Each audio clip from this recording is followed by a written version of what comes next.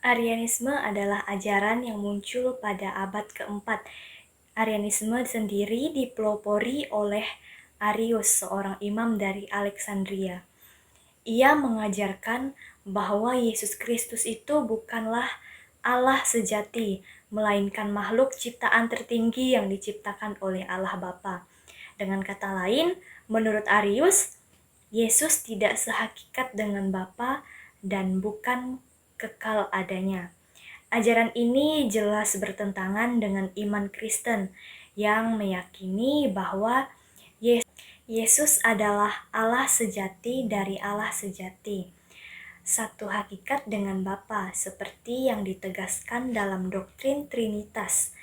Untuk melawan ajaran ini, gereja mengadakan Konsili Nisea tahun 325 Masehi yang menyatakan bahwa Kristus adalah homoousios atau sehakikat dengan Bapa.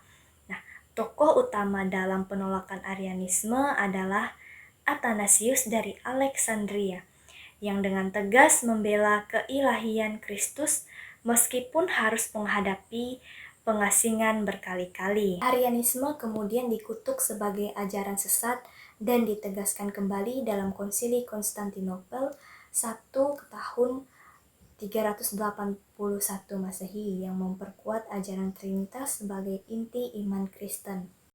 Nestorianisme adalah ajaran yang muncul pada abad ke-5, dipelopori oleh Nestorius, Patriark Konstantinopel.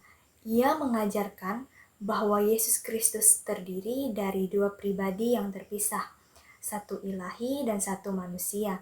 Karena itu, Nestorius menolak gelar Maria sebagai Theotokos atau Bunda Allah, dan lebih memilih menyebutnya dengan Christotokos, artinya Bunda Kristus.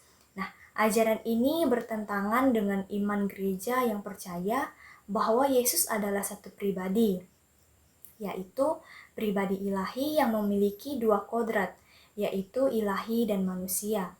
Pemisahan pribadi seperti yang diajarkan Nestorius mengancam makna inkarnasi dan keselamatan.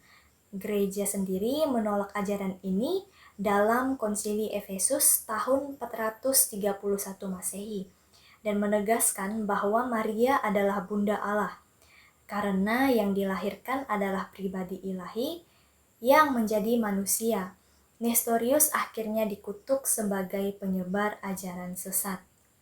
Arianisme yang mengajarkan bahwa Yesus hanyalah makhluk ciptaan dan bukan Allah sejati, dan tokoh utama yang menentangnya adalah Athanasius dari Alexandria.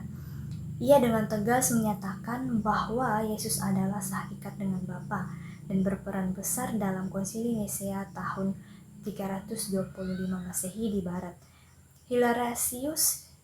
Hilarius dari Poitiers juga menulis tentang Tritunggal untuk melawan ajaran ini. Sementara itu, 3 serangkai Kapadokia, Basil Agung, Gregorius dari Nazianzus, dan Gregorius dari Nicaea memperdalam pemahaman tentang Tritunggal dan memperkuat posisi gereja di Konsili Konstantinopel tahun 380 Masehi.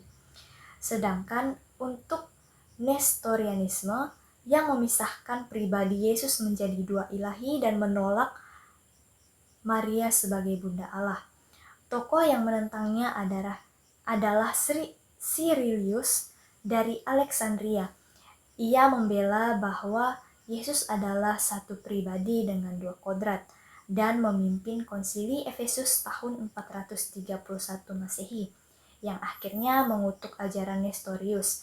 Para tokoh ini berperan besar menjaga kemurnian iman Kristen yang kita warisi hingga saat ini. Berikut ada beberapa konsili yang mengkonter ajaran Arianisme dan Nestorianisme. Yang pertama ada Konsili Efesus, dipanggili oleh Kaisar Theodosius II untuk menyelesaikan pertikaian Nestorius pada tahun 431. Konsili ini dibuka pada 22 Juli 431 oleh Memenom, uskup Efesus, dan Sibirilius dari Alexandria. tanpa menunggu kedatangan uskup dari wakil Syria yang dipimpin oleh Yohanes dari Antioquia, serta wakil Paus Celtinus I. Sidang konsili memutuskan bahwa Nestorius dipecat dari keuskupan Konstantinopel dan diekskomunikasi serta ajarannya tentang tabiat Kristus dikutuk. Pengakuan iman Nisea ditegaskan lagi, istilah Theotokos dibenarkan. Dan yang kedua ada Konsili Konstantinopel I, dipanggili oleh Kaisar Theodosius I untuk menyelesaikan persoalan Arianisme yang tidak selesai secara tuntas oleh Konsili Nisea. Konsili ini diselenggarakan pada tahun 381 yang dihadiri oleh 150 orang uskup yang ortodoks dan 36 orang uskup bidah di bawah pimpinan Mellitus, uskup Antioquia. Tidak seorang pun uskup dari wilayah Kekaisaran Barat yang hadir, dan demikian juga Paus tidak mengutus delegasinya. Sekalipun demikian, keputusan konsili diterima, baik di timur maupun di barat. Konsili ini menegaskan keputusan Konsili Nisea tentang hakikat Kristus dan menyempurnakan pengakuan iman Nisea.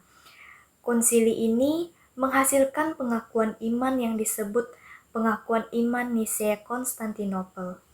Yang ketiga ada Konsili Konstantinopel kedua, dipanggili oleh Kaisar Justinus pada tahun 553. Konsili ini merupakan konsili oikomenis yang kelima.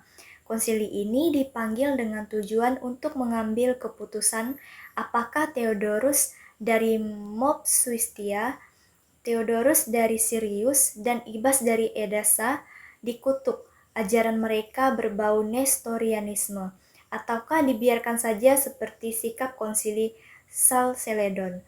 Konsili memutuskan kutukan atas mereka dan mengenakan tindakan ekskomunikasi. Paus Vigilius mengutuk 60 pokok ajaran Theodorus dan kawan-kawannya, namun menolak untuk mengutuk diri Theodorus karena konsili Efesus pada tahun 431 dan Salceledon tahun 451. Tidak mengutuknya serta terlebih pula gereja tidak mengutuk orang yang telah meninggal. Sidang ini dipimpin oleh Eutyches, Patriark Konstantinopel. Konsili ini dihadiri oleh uskup yang semuanya adalah uskup dari timur. Dan yang terakhir ada Konsili Nisea pertama, diadakan tahun 325 Masehi, dipanggil oleh Kaisar Konstantinus untuk menyelesaikan konflik tentang Trinitas, khususnya ajaran sesat Arianisme yang menyebut Yesus bukan Allah sejati. Konsili awalnya direncanakan di Ansira, lalu dipindahkan ke Nisea dan dibuka pada 20 Mei 325. Konsili ini dipimpin oleh Hosius dari Cordoba dan dihadiri sekitar 318 uskup. Angka simbolik yang diambil dari Kejadian 14 ayat 14. Arianisme ditolak secara tegas. Pengakuan iman dari kelompok Arian ditolak. Lalu diterima versi dari Eusebius dari Kaisaria dengan penambahan kata penting homousios, yang artinya Yesus sehakikat dengan Bapa. Konsili ini menghasilkan pengakuan iman Nisea yang menegaskan bahwa Yesus adalah Allah sejati dari Allah sejati, bukan ciptaan, dan bersama dengan Bapa dan Roh Kudus adalah satu Allah Tritunggal. Dua uskup yang tetap mendukung Arianisme yaitu Theonas dan Secundus dipecat dan diusir. Konsili Nisea I pun menjadi konsili oikomenis yang pertama yang sangat penting dalam sejarah gereja karena menegaskan dasar iman Kristen terhadap keilahian Kristus dan Trinitas.